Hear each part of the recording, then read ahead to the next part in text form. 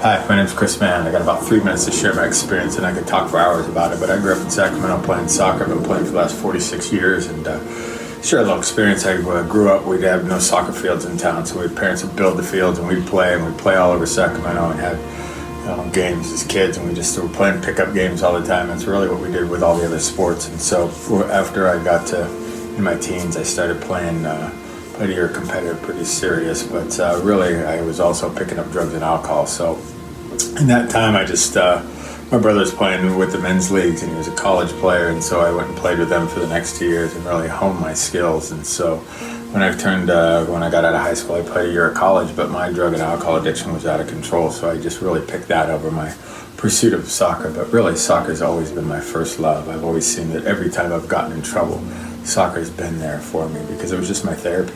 It's what bailed me out of myself in my head. And so what I've been able to do is be able to carry this message of soccer to others. And I got sober in 1995, and I was 28 years old, and just was able to go back and get fit enough to play with some pretty high-level guys. I played the pro teams in Sacramento and play indoor because I knew the coach, and he just wanted me to come play. And I just tell people you can't really out-passion me. So what happened is started working in homeless services and helped these guys play other sports. But in 2008, I came home from a soccer training with my daughter, and I just saw this thing called the Homeless World Cup from Johannesburg, South Africa. So I was hooked. I said, how do I find that? So for the next year, my wife says that I just was obsessed with finding out how I'm going to get to this tournament with these guys. But so I ended up finding the guy in the U.S. National founder, a man named Lawrence Cannon. He said, hey, bring a team to Washington, D.C. So I did that the next year. I was able to bring 7 guys who weren't soccer players, but they had passion and sobriety, and they were excited about their lives. And so I brought them back there. We went with Mohawks. We carried a message of hope. We couldn't play soccer, but we wanted to win this award called the Fair Play Award for the spirit of the tournament. So we were able to do that. And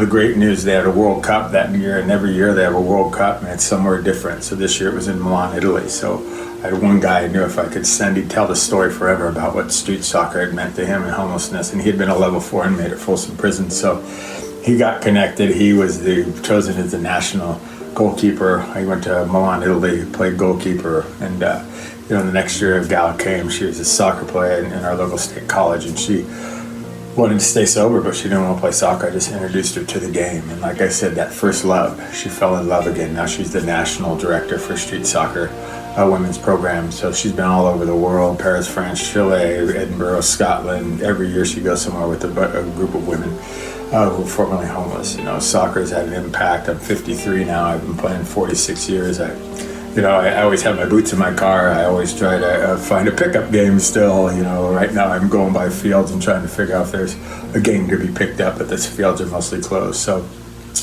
for me, I just told my doctor 2 weeks ago, hey, doc, my knees are so bad, just give me cortisone because this, with COVID and with the riots going on, I said, the fields are going to open up here pretty soon and I want to be ready. So, soccer has been a gift to me. And what I tell people is that, hey, if you can get somebody back to their first love, for me it was soccer. So I challenge you, if you know people going through this hard time, that they're struggling, suffering, bring them back to their first love. Thanks.